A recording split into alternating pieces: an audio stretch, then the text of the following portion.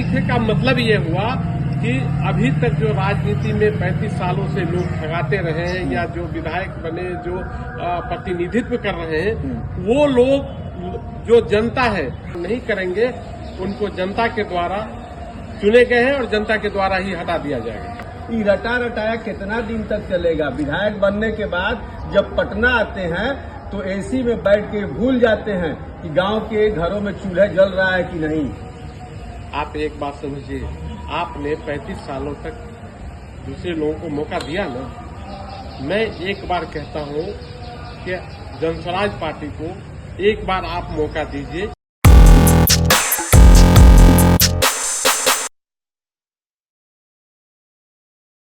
आफा निष्कर्ष भारत के साथ और मैं हूं मनोज चतुर्वेदी। चुनावी जंग जो है शुरू हो चुकी है, चुनावी मौसम आ गया है बिहार में और तमाम पार्टियां तैयारी में जुट गई हैं और नीतीश कुमार चुनाव को देखते हुए आज अपने मंत्रिमंडल का विस्तार कर रहे हैं। जातीय समीकरण को साधने की फिर से चुनाव से पहले एक कोशिश हो रही है। मंटू पटेल जो अमनौर से जो विधायक हैं बीजेपी के, कुर्मी बिरादरी से आते हैं, उनको लाया जा रहा है भाजपा के कोटे से और नीतीश कुमार के पैरेलल एक नेता, कुर्मियों का एक नेता तैयार करने की भाजपा कोशिश कर रही है। संजय सरावगी को लाया जा रहा है, तारकिशोर प्रसाद को लाया जा रहा है और तमाम बिरादरी को साधने की कोशिश चुनाव के पहले हो रही है और इसी पर बात करेंगे। हमारे साथ सरवर अली हैं, प्रदेश महासचिव हैं जनस्वराज के। स्वागत है सर। सरवर जी, आप लोग अभी गुल्ली डंडा खेलने में लगे हैं, इधर संगठन बनाओ उधर संगठन बनाओ और यहाँ तोप चलाने पर लोग। ये आप इस तरह की बात कर रहे हैं कि मैं नहीं कर रहा, जो देखा नहीं, मेरे ऊपर आरोप मत लगाइए, मैं नहीं कर रहा हूँ। आपको देखना है, जनस्वराज पार्टी की तैयारी देखनी है। जनस्वराज पार्टी का अगर देखना है तो आप जमीन में जाके देखिए, गांव में जाके देखिए, जिला में जाके देखिए। और मैं आपको बताना चाहता हूं कि जनस्वराज पार्टी का जो संगठन है, जनस्वराज पार्टी के जो कार्यकर्ता हैं, जनस्वराज पार्टी के जो पदाधिकारी हैं, एक एक पदाधिकारी, एक एक कार्यकर्ता अपने कामों में लगा हुआ है। और मैं समझता हूं कि जिस तरह से जनस्वराज पार्टी गांव में, क्षेत्र में जाकर लोगों के दुख दर्द को सुनकर अपनी जो एक लोगों का निदान होता है, जो लोग जिस तरह के कामों का के शिकार हैं, उस कामों को पूरा करते हैं और लोगों की बात सुनकर उनकी मदद कर रहे हैं। और मैं समझता हूं कि जनस्वराज पार्टी पूरे दमखम के साथ पूरी तैयारी में है और जनस्वराज पार्टी पूरे दमखम के साथ आदरणीय प्रशांत जी के नेतृत्व में पूरी चुनाव होगी और जनस्वराज पार्टी की सरकार बनेगी। ये सरवर जी, जितनी भीड़ आप लोग जुटा ले रहे हैं आश्रम के कैंपों में, हैंगर में, तो वोट में तब्दील होगी? बिल्कुल होगी, बिल्कुल होगी। और आप कैंप की बात मत कीजिए। मैं कल सिवान गया हुआ था, सिवान की मीटिंग में मैंने देखा लोगों में उत्साह है, इतना उत्साह है कि लोग चाह रहे हैं कि भाई 2025 में जितना जल्दी हो इलेक्शन हो और जनस्वराज पार्टी की जो एक मुहिम है, अच्छे लोग, सही सोच और सामूहिक प्रयास, ऐसी सरकार बने ताकि बिहार को जल्द से जल्द बदला जा सके, बिहार को देश के अग्रिम राज पर डेवलपमेंट करके उसको लाया जा सके। आप सिवान की बात करें, आप एक ही बार सिवान चले गए, वहां से ये भी याद रखिएगा हिना साहब। ठीक है, हिना साहब भी है भाई।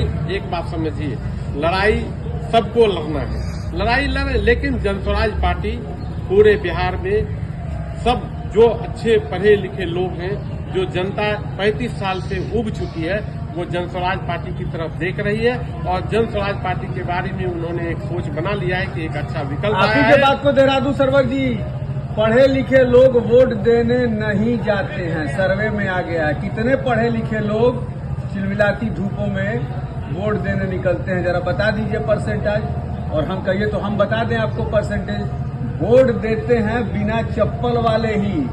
पढ़े लिखे का मतलब ये हुआ कि अभी तक जो राजनीति में 35 सालों से लोग ठगाते रहे हैं या जो विधायक बने, जो प्रतिनिधित्व कर रहे हैं, वो लोग, जो जनता है, जो सही मानों में गांव से सुदूर देहात से जो अंतिम गांव तक गांव के अंतिम लोग हैं उन तक वो लोग नहीं पहुंच पाते हैं। लोग एमएलए बनते हैं और एमएलए बन के अपने मौज मस्ती में रहते हैं।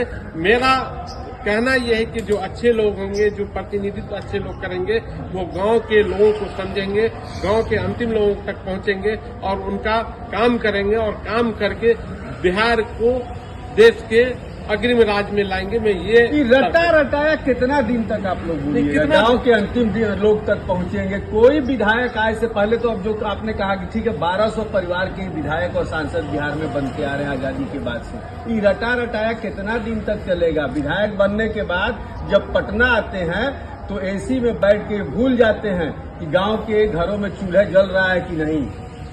आप एक बात समझिए, आपने 35 सालों तक दूसरे लोगों को मौका दिया ना। मैं एक बार कहता हूं कि जनस्वराज पार्टी को एक बार आप मौका दीजिए और फिर जनस्वराज पार्टी से जो प्रतिनिधि चुन के आएंगे आपके यहां से, आदरणीय प्रशांत जी ने अपने एक जो उन्होंने बनाया है संविधान, उसमें उन्होंने लिखा है, वो आ रहा है संविधान, आपको पता चलेगा कि जो प्रतिनिधित्व जिस क्षेत्र से आएंगे अगर काम नहीं करेंगे उनको जनता के द्वारा चुने गए हैं और जनता के द्वारा ही हटा दिया जाएगा।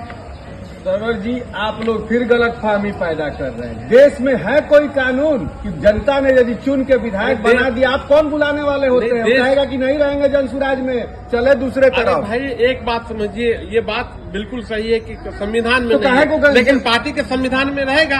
पार्टी के संविधान में केजरीवाल भी रखे थे अपने पार्टी के संविधान में। चलिए बता दीजिए, लेकिन उसके बाद भी आदरणीय प्रशांत